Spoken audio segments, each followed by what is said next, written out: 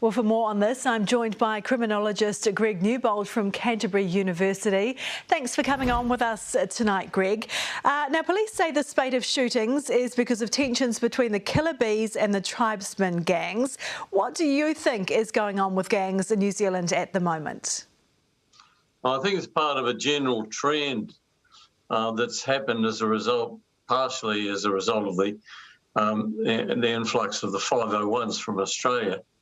And they seem to be more willing now to use firearms as a means of defence. And once one group starts using firearms, then the other group has to reciprocate, and so you get this domino effect of increasing ability and increasing willingness to use firearms in terms of resolving gang disputes. Yeah, you've been watching gangs for a while now. How do you characterise the behaviour of those taking part in these tit-for-tat shootouts?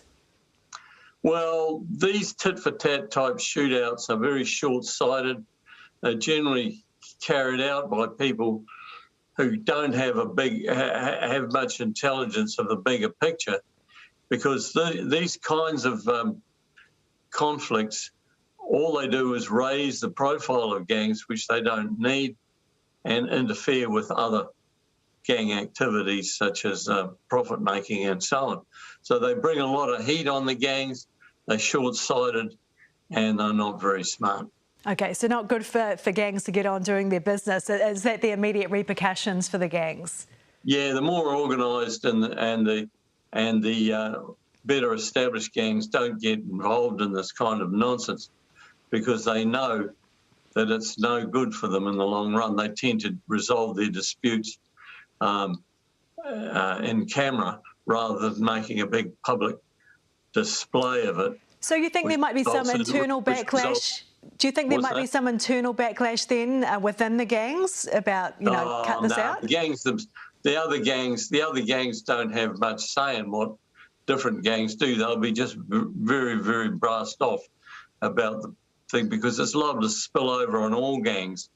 Okay, just very quickly then, what's the most effective strategy for police to combat all of this?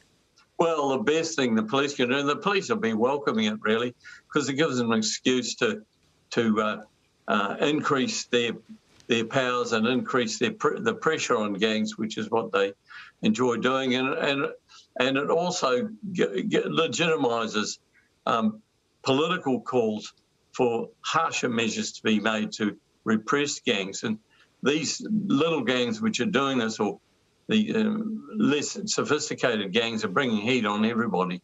Okay, so interesting to hear your thoughts tonight, Greg. Thanks very much. Thank you.